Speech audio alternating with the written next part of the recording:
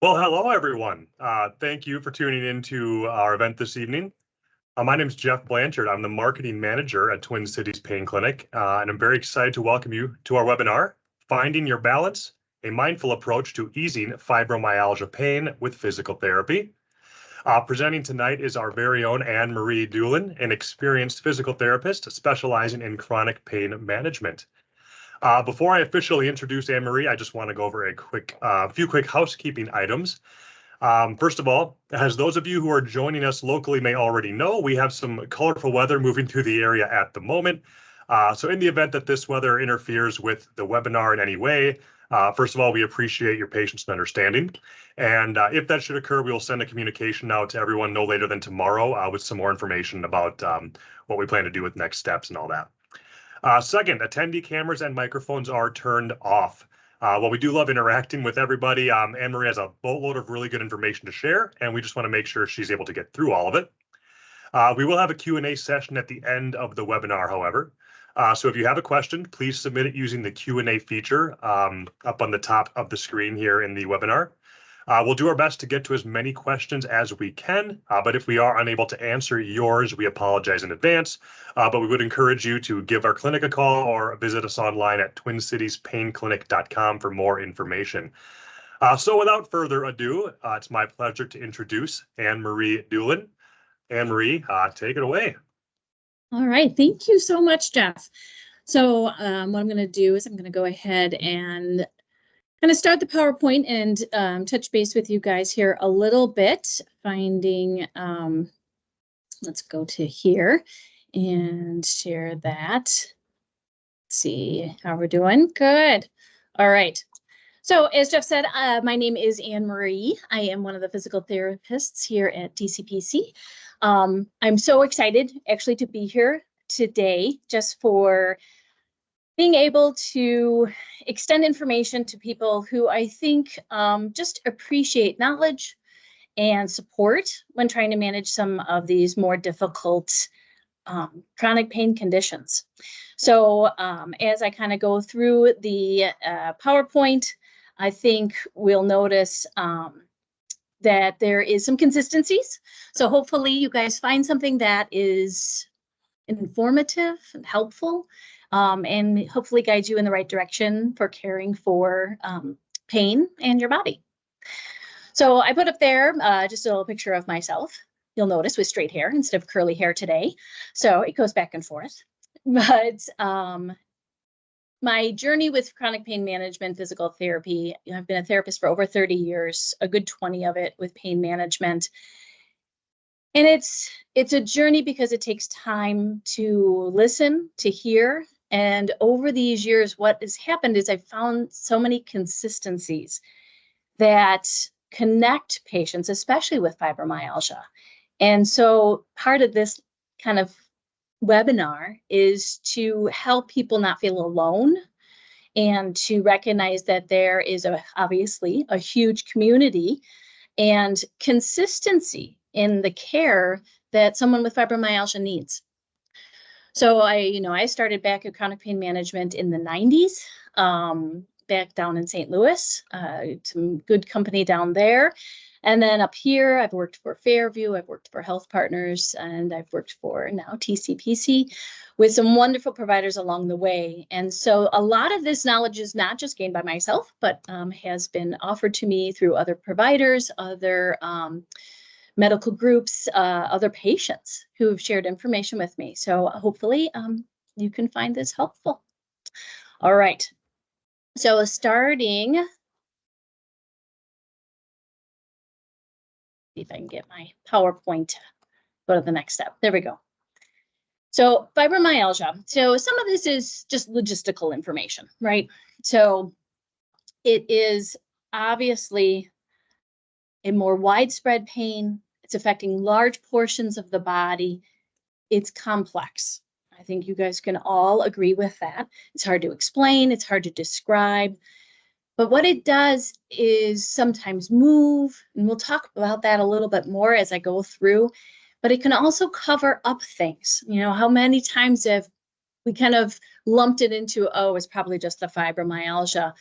So again, this program is to kind of help you understand what you're feeling. Is it fibromyalgia pain? Is it orthopedic pain? Is there a combination of both? What's going on with my body? How can I take care of it before the pain gets to be so bad that I'm limited in what I can do? When we talk about the history of it and how it's explained, I think this is a really great sentence. I know there's a couple words in here that probably don't make a lot of sense, but I love this line: sympathetic hyperactivity, meaning your sympathetic nervous system is too sensitive. What happens then is when a pain sensory sensation happens, it's amplified. So I love this story. When I was a younger therapist, we had read an article about patients with fibromyalgia were put into a study in which they used a warming hot plate. And they had patients who didn't have fibromyalgia and those who were diagnosed with fibromyalgia put their hands on the hot plate. And then they turned up the heat. And the patients with fibromyalgia always pulled off their hand first. They experienced that sensation, that nociceptive information or pain sensation quicker, faster, more intensely than those who didn't have fibromyalgia. They responded faster. I think that just is a logical and concrete way to look at this.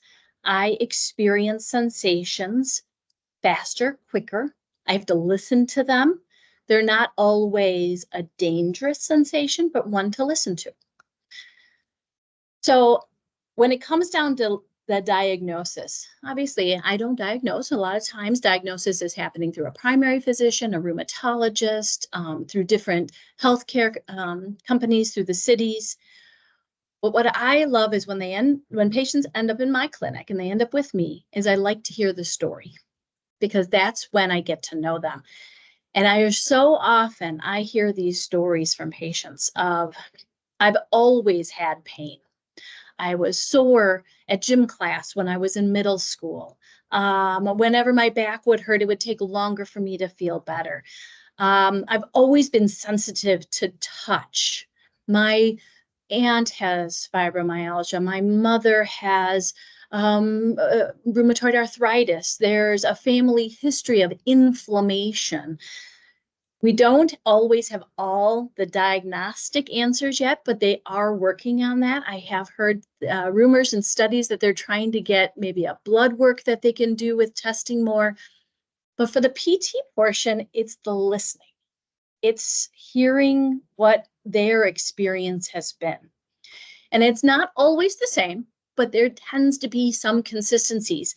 And the big consistency I tend to hear is I was always sore, always tender until.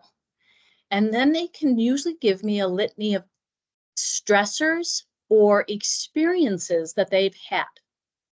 Surgeries, major illnesses, loss of loved ones, a sale of a house, loss of a house, a major fall, COVID, something that has made their body very stressed. And that triggered a fibro flare that maybe lasted a very long time. Maybe they never fully felt like they recovered. They've maintained a fibro flare I had some patients for years, for 2 and 3 years, constantly trying to chase their pain. So when we look at the triggers here of fibromyalgia, I smile because some of the biggest ones I've seen is the highly driven, I call them hot burners, somebody who tries really hard all the time. Maybe a bit perfectionistic. Definitely, I see consistency with self-sacrificing, willing to give over and above what they can to either benefit others or to achieve a goal. And so when they have a major experience that stresses their body, their ability to recover from it is difficult. And often these are patients who can tell me their whole lifestyle is stressful, that they don't sleep well. So they're always physically tired, always physically stressed. And they have always been feeling like they're overexerting. And so you might recognize some of those consistent with you.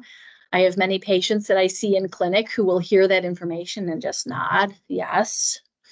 I can remember those times when I was under stress, how pain would increase, or a period of time in which stress was so bad or fatigue was so bad, and I never really recovered. So that's what I do when people come into my clinic. I try to listen to the story. Now, what do all of those triggers that we just kind of read through have in common? Is those are kind of a push into our fight or flight nervous systems, our sympathetic nervous system. I always remembered in PT school, sympathetic S means stress. That's how I would try to remember sympathetic nervous system. And that sympathetic nervous system is a normal, good nervous system. It's something that we all throughout our day utilize to get stuff done. But then there is a flip side, and we're going to talk more about these. There's a flip side called the rest and digest. And it always kind of makes me chuckle is we hear very little about this nervous system. And I think it's because we don't tend to use it very much, especially in our busy lifestyles. So the sympathetic, that fight or flight nervous system. You might wonder, am I in that nervous system maybe more than others? This nervous system, this doing nervous system, some of the signals that yours might be over aroused, overused, you'll notice increased muscle tension. I love this question. So I always do this question when I see my patients. I'll say, okay, yes, of course, rate your pain, 0 to 10 scale. But then I'll ask them, rate your muscle tension. And sometimes they'll just kind of look at me and they don't think about it. But most commonly, they go 10. They can feel that muscle tension throughout their body. I'll ask them if they hold their breath. Often they'll nod, yes. They'll recognize they have difficulty relaxing. They'll have GI upset, which is a common complaint with fibromyalgia. And they just tend to have more inflammation. The fight or flight nervous system releases a lot of chemicals. It's the body's emergency system to get away from danger or to run at something, to fight. And so blood flow comes from the hands and the feet, goes back to the center, and we release cortisol, we release adrenaline, anything that makes us histamine. There's another chemical of inflammation. We release those to help us fight the danger. Problem is when that's happening over and over and over again, we then have no ability to manage all that inflammation. The other nervous system, this parasympathetic nervous system, this is the nervous system of homeostasis, of balance, of things being even. This is our nighttime sleeping, allowing ourselves to heal, to process our inflammation, to be calm, to be quiet.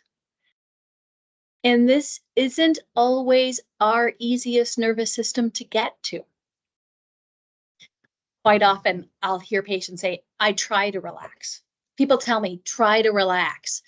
And I'll tell them, being relaxed is a state of being. It's not something we try. It's just how we are. We have to allow ourselves to become relaxed. We don't try. It's the empirical difference. It's the anti-trying. It's just allowing. And when later we go through some exercises, there's reasons I pick the exercises I do is to encourage the nervous system to allow yourself into that more relaxed nervous system, that more balanced nervous system. Not always being in fight or flight where rest and digest is nowhere to be found, but recognizing it can go up and down throughout a day. I'm sure that people who I work with often will say this. I'm sure some of you get frustrated with that. Just try to relax. And so sometimes I'll say, well, tell them to try to be hungry. Just try to be hungry. because it's very difficult to, you can't just be hungry. You can't just be relaxed. So the nervous system information, I think, is really interesting. But this is where it gets fun as the physical therapist, because I love muscles. And so this is where I kind of get my bread and butter. So fight or flight. So this is what I've realized over the years. And it took me a hot minute to kind of put these pictures together. There are muscles that our fight or flight nervous system generates focus on. So I'll tell my patients, it's kind of like a driver of the bus. The bus driver of fight or flight calls in very specific muscle patterns. And these muscle patterns, I have found, tend to be the pain complaints my patients with fibromyalgia have almost consistently. So we'll notice that the fight or flight nervous system does a runaway pattern. I like the picture here of Arnold Schwarzenegger coming up, and there's a reason why. I'm going to show you, pull my screen off for a second here, and I'm going to show you kind of what that looks like. So I'm going to pull away from the PowerPoint for a second, and just so that you can see me. Hoping everybody can see me here okay. All right. So when I tell my patients about fight or flight, I'll say, okay, let's explore your muscles. So there's a pattern. Jaw is a fight or flight muscle, your masseter and your temporalis. And if you're just at home, not in the middle of Starbucks, go ahead and touch and feel. There should be no soreness in your jaw. Muscles aren't sore just to touch unless they have inflammation, unless they've been very tense. So if you touch your jaw and it's tender, you've been clenching your jaw. If you touch your temple and it's tender, you've been clenching those facial muscles. The same for the muscles of the upper trap. Most patients, a lot of people will say, oh, this is where I hold my tension. The next one's a little lower down. It's right back here. This is our thoracolumbar junction. It's where our mid back meets our low back.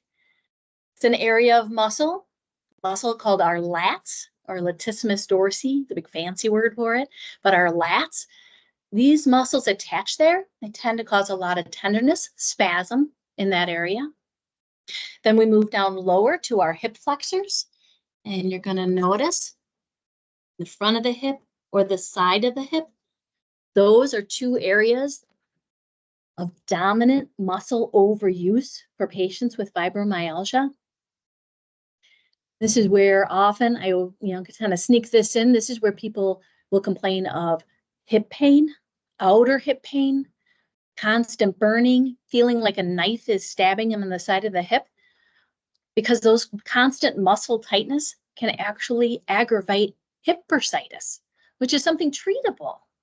But yet we can also begin to recognize, gosh, I'm having problems with this. I can't do my exercises. I can't do my stretching because of my hip pain. Maybe I have bursitis. So knowing what muscles are tight can help you begin to almost recognize when you need to ask for help. If you go one last muscle, a little bit lower down, your calf. I'd be curious with the group of people we have here, when you touch your calf, how tender is it? It's not supposed to be tender at all in our calf, especially lower down as it kind of becomes that tendon, that Achilles tendon. We're not supposed to have any tenderness down there just to touch. If we do, it means that muscle's always on. I do this in clinic, so I'm hoping you can see it. So what I do in clinic is show people, if I put all those muscles together, I put my jaw on, my shoulders on, my hips and TL junction are on, and I hold myself, I think most people can recognize a habit maybe they have, that they're always up on their toes, that their shoulders are always up by their ears, that they're holding their breath and they're tense here. I call it the Arnold Schwarzenegger on purpose. And the reason why is, if you kind of remember in the 1970s, Arnold Schwarzenegger would stand, he'd pull his arms up and he'd stand in that stance, which I won't do for you because I'm sure it would look ridiculous on me. The reason they stand like that is because all those power muscles, all those similar to sympathetic nervous system power muscles, when you turn them on in coordination, they become synergists. They work together. They kind of become a gang of muscles that are trying to do an action. In fibromyalgia, that's often what's happening, is they're pushing through. So I'm going to go back to my PowerPoint here.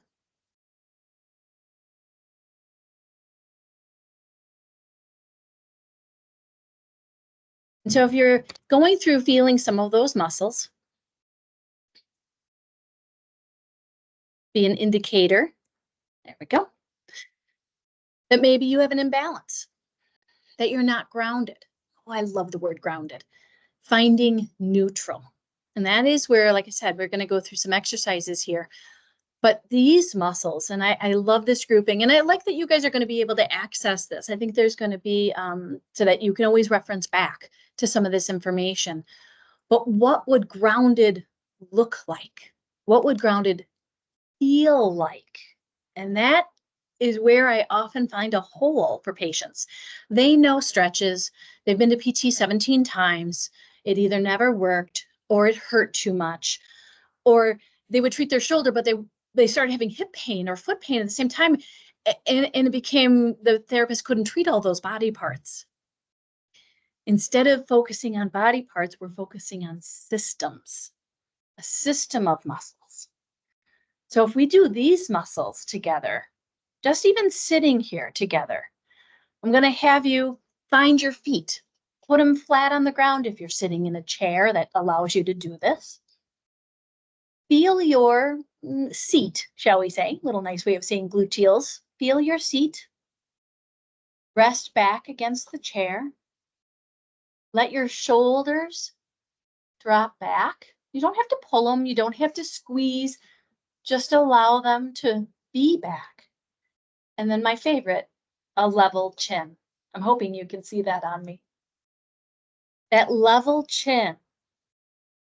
You remember when you, maybe you don't remember, when I was a kid and I was causing trouble and my mother would say, don't stick your chin out at me, as I would produce a little bit of a fight, right? When we stick our chin out, we're in that fight or flight. When our chin is in, you'll feel your tail drop. You'll feel your seat. That's neutral. It's a feeling that I really work on patients beginning to recognize. So I want to read this one just because I kind of think it helps. Muscle imbalances tend to be a pattern leading to pain that's often stopping and starting and moving and stopping and starting and moving. And I don't know if you've ever experienced this, but a lot of my patients will say, I start talking about my pain and my primary doctor just glazes over. I mean, I feel like I'm overwhelming them. Or I told the physical therapist it was my left foot, but now it's my right foot, and they look so confused. And I think sometimes that's because they're looking for just the one piece when they really need to look at the pattern. Right? Often these patterns, when not attended to, not looked at, will blow up into an orthopedic problem. Like I said, plantar fasciitis, bursitis of the hip, bursitis of the elbow, shoulder pain, impingement. And patients get caught and stuck in, I don't really want to tell anybody anymore because they just all look at me like I'm crazy or they don't understand. But then this pain sits there and gets worse and worse, and they forget that they can get an orthopedic problem on top of a fibromyalgia pattern. The exercises help you begin to recognize, when is this just stiffness and got better in a day? And when is this an orthopedic problem that I maybe need to have some help with? Being able to follow a pattern keeps you from chasing your pain. Something hurts, something new, maybe something consistent.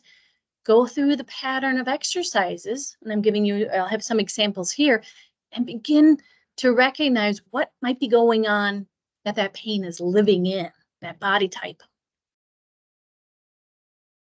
So sounds very technical. Develop an at-home program of self-care and body awareness rituals.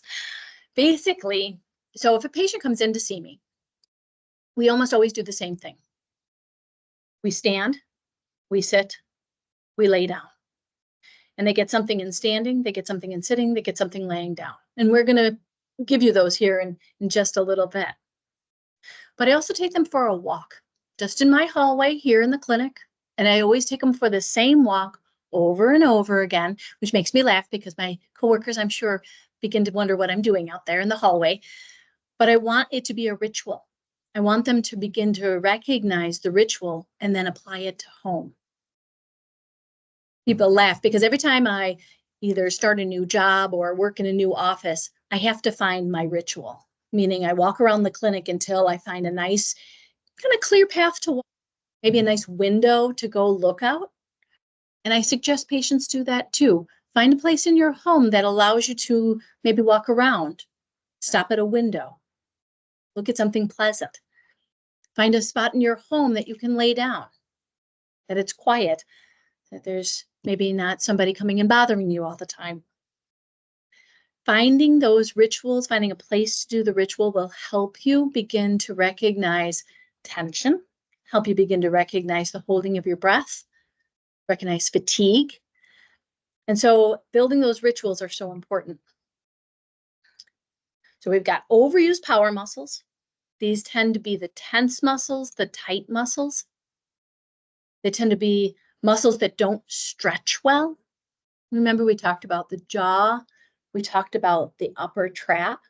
I think this one appears really common for people. And this, if we think about this muscle, this upper trap muscle, it attaches to our neck. It attaches to our shoulder. If I'm tense there and I just try to stretch it by pulling on my neck, it's not effective. We have to remember that muscles have to relax to stretch. I like it. With fibromyalgia, muscles don't let go easily. So I'm hoping this kind of translates. So if I have a muscle and those fibers are very tense, those muscle fibers attach to bone by tendon, right? So if I have a very tense muscle and I pull my neck, those muscle fibers don't go, oh, okay, I'll relax. They don't. Instead, you tend to pull where the origin or the insertion of the muscle is. So people will do the stretch and they complain of their neck hurting, or they do the stretch and they say, oh, it hurts down here, but they never feel a pull. When we go through the exercises, the goal is first you have to try and get the muscle fibers to let go, and then allow them to elongate. I could go on and on about ways to try and get muscles to relax, but since time is limited, I'm doing okay on time. What I have here is just begin by learning a routine of breathing. Don't make it fancy. I think so often, again, my highly driven patients, my perfectionist, I want to be good at this. I want to try hard to get better. And breathing, like relaxation, is not something you try. It's something you allow. So recognizing it can just be a routine that you allow yourself to practice. And the reason is because you can't stretch tense muscles. And breathing helps us relax muscles, even if it's just one muscle, one stretch. There's something called the diaphragm muscle. Maybe you're familiar with it. And people will say, oh yeah, it's down in my stomach. But the diaphragm actually goes across your whole body. It's separating your lungs from your stomach organs. It's your primary muscle of inhalation. It's the primary muscle we use. But when you ask someone to breathe, usually what's the first thing they do? They go like that. And they use their shoulders. And these muscles are secondary muscles of breathing. They're not supposed to be our primary muscles. So there's a video, and I didn't put it on here, but this might be a time if you have a phone available and can take a picture. This is a website that shows the 3D view of what diaphragm breathing looks like on the inside. It's not a cadaver, it's just an animation. But it does show how the diaphragm, when we breathe gently, not try, just gently, when we breathe and allow the air in, the diaphragm fills with air instead of the neck. Which doesn't this look like fight or flight? So it's the opposite of what you're trying to do. So I would maybe take a picture of that website, maybe watch the video, sit comfortably one day and try 2 or 3 reps, not 15 minutes. You'll get dizzy. Actually, I'm going to go back one. From here, I'm going to go to some of those exercises. So I'm going to stop sharing for a second. And I'm going to go to a different piece, which is a video. And what I need to do, from what I remember, my volume is not working so well on this. So I'm going to just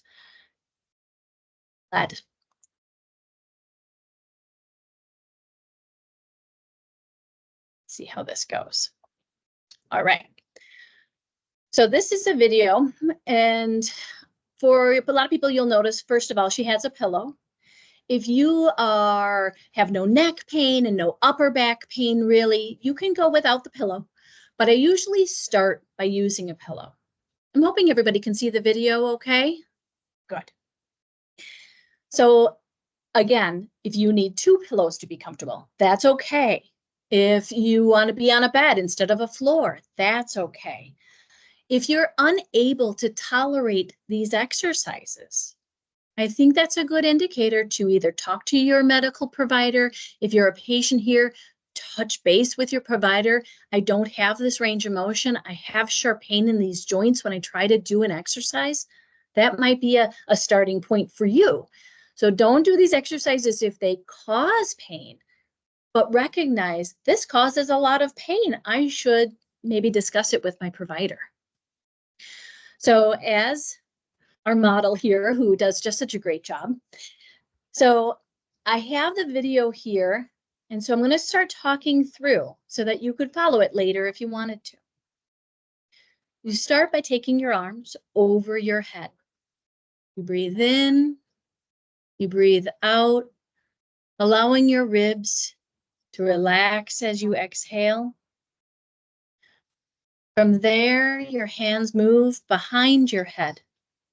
This should feel like a stretch in the upper back or chest, recognizing jaw relaxed.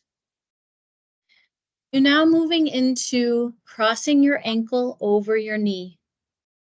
This allows the chest and hip muscles all to open together. There should be no back pain. The back should not be pulling or hurting. We gently switch sides, allowing that hip to open up. Quite often, people will feel stretch in their outer hip or their buttock muscles. From there, she'll bring that leg down, rocking the knees side to side, not for a stretch, but just to allow the hips and low back to oscillate, to move and get blood flow. Once you're back in the middle, the lower back should begin to feel flatter to the surface than when you started. And you can see that in this video. She's moving into now what's called a pelvic tilt, allowing a small roll of her back flat. She's doing this gently. I often suggest you breathe. Finishing by digging your heels and slightly squeezing your buttock. Again, not a full lift, just allowing yourself to squeeze the buttock. From there, I'd move up into the sitting position. I like this position that she's at the edge of the chair. I call this active sitting. You could go to the back of the chair for passive sitting, but I like this at the edge. She's starting by having her feet on the ground, She's feeling the weight through her sit bones. She's allowing her chin to be level. Her arms are heavy and dangling. She's breathing and exhale. And as she gets to the end of her exhale, she's pulling her belly button in. It's important to remember to allow that air all the way out before tucking that belly button in. We breathe out and tuck that abdominal in at about 5% effort. You should only be feeling this at the front of your stomach, lower by your belly button. If you're feeling it in your low back, I suggest you do it at the back of the chair or in your car. It's another good place to practice. The last one is in standing. And I love this one. She's starting in standing by feeling her feet on the ground. Allow the weight to be balanced between your arches and heels. Knees are straight, not locked, and her pelvis is level. Her chin is relaxed, slightly in. She's relaxing her hands, which relaxes the neck. When ready, going to do a small shoulder circle, up, back, and around. And then just drop. And at that time, feel the difference between that arm and the other arm. This is often when people will recognize just doing one repetition that there's a lot of tension on one side that they release. And then when they do the other side, that side releases.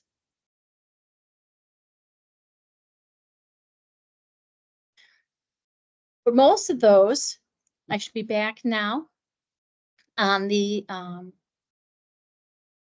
PowerPoint. What we should be noticing now is that muscle balance starts by letting go of the tension, allowing for a stretch.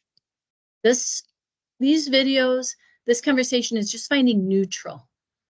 This is where often then I send patients home. And what they would do is come back the next time. And now we try to find the underused muscles. Our ankles, our buttock, our belly, our shoulder blades, and our deep neck muscles. This picture here, you can see it's a man or person with two X's. This is called the cross pattern. This is the bread and butter of PT. This is 1980 PT. This is probably even before that. One side is tight and overused. One side is weak. This is really, really common in fibromyalgia. A weak buttock with a tight hip or front of the hip. A tight low back with a weak belly. Tight chest with weak shoulder blade muscles. A tight neck in the back of the neck and weak in the front of the neck. This is a pattern. It's not something that is always perfect, but it tends to be where people can start. And especially with that laying down routine, we're stretching the overused. We're allowing those weaker muscles a playing field that they can work on.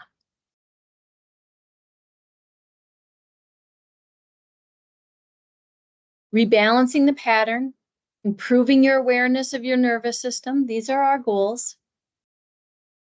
Remember that this is complex. Taking breaks, going small, start by getting neutral. Once neutral is better, then general exercise can also be helpful for strengthening. Going for a 15-minute walk, which is often a suggestion for patients with fibromyalgia, but they're in too much pain to do it. We'll start with a 5-minute walk with 3 standing neutral breaks. Don't rush. Sometimes that can help those weak muscles kick back on. I kind of end this with, when I put out these exercises, and I always give that caveat of don't do it if it hurts. Listen to that pain, because sometimes, whether patients have had fibromyalgia for 15 years or they've been dealing with this widespread pain for a long time, but now they have more intense pain that they're not getting over, so they've stopped doing activity. And this is a real problem for patients with fibromyalgia, because we know aerobic activity helps the nervous system, helps our muscle system. But if you can't do your aerobic activity because of pain, that's when you ask for help. That's when maybe exploring if there's something that those muscle imbalances are aggravating, such as arthritis. So those are those conversations to have with your providers. From there, I think we're ready for question and answer. So I'm going to go over and see if I've got anything in the Q&A. And if not, I have the things I can do. Good, so you can still see me. So I don't have any specific questions. So if there's any questions, feel free. Go ahead and put anything in that you want. I think what I'll do with, we've got a few minutes here in case somebody comes up with any questions here. And this is being taped, can be watched later. And so I believe it will be accessible. I think people will be getting an email. And that's something maybe Jeff at the end, he might be able to slip on how that will be accessed. But yes, it will be available later. And then from there, I think since there's not right now some questions, I'm going to talk about core a little bit. So we talked a lot about muscles being overused and that fight or flight nervous system. Let's look at that other side, that rest and digest nervous system. Strength. You know, I tell patients that if I have 15 people with fibromyalgia who come in, 10 of them have had ankle problems or plantar fasciitis or Achilles tendonitis. They have foot pain every day. They have calf pain when they touch it. I think if you just take just that joint, power muscles of the ankle, the calf, stability muscles of the ankle. These are our intrinsic foot muscles. These are the smaller muscles in the front of the ankle. What's an exercise we can do for that? Well, number one, start getting your feet on the ground. Sit with your feet flat. Stand with your feet flat. Let your feet spread out and connect to the ground. You might begin to recognize that you're always holding your feet up. You're not grounded. That tension in your feet eventually makes them tight, weak, and can lead to orthopedic problems like plantar fasciitis, that tight calf. Again, Achilles tendonitis, foot pain, toe pain. Every part of our body has core and power and stability. And sometimes that next step after finding neutral is finding strength. So usually I'll suggest to people, just do ankle circles, do ankle pumps, sit there in your chair, just move your ankles up and down. That can be a beginning of finding core. That seated exercise we did in the video, sitting on the edge or sitting back in your chair, allowing yourself to exhale and tightening your abs, it's another really good core exercise. From there, that last one of allowing your shoulder blades to be back. That's where your core upper back muscles are. We tend not to use those. So allowing the neutral can actually kind of welcome back the strength. It doesn't have to be big exercise. We have to start somewhere. So that's why I suggest neutral. I'm going to see if there's any other questions. There's a question in the chat. What's a great stretch for your lats? So there's a reason why I give that laying down position of going overhead when laying down. That's actually a lat stretch. And with patients who have fibromyalgia, so often when they try to do a lat stretch standing up, one of more traditional, which is this, what they'll notice is they arch their back instead of keeping their back flat. And so they don't actually get a great stretch. We often will find that they're hypermobile. And so laying down and just going overhead, in sitting, going overhead, holding and reaching, but don't allow your lower back to arch up. Origin and insertion of muscles. It's kind of a complex thing to think about, but if I put my hand overhead and stretch and arch my back, I'm not really going to get a stretch. I'm just going to be pulling where that muscle inserts in my back and not allow for the elongation. I usually suggest people start by laying down.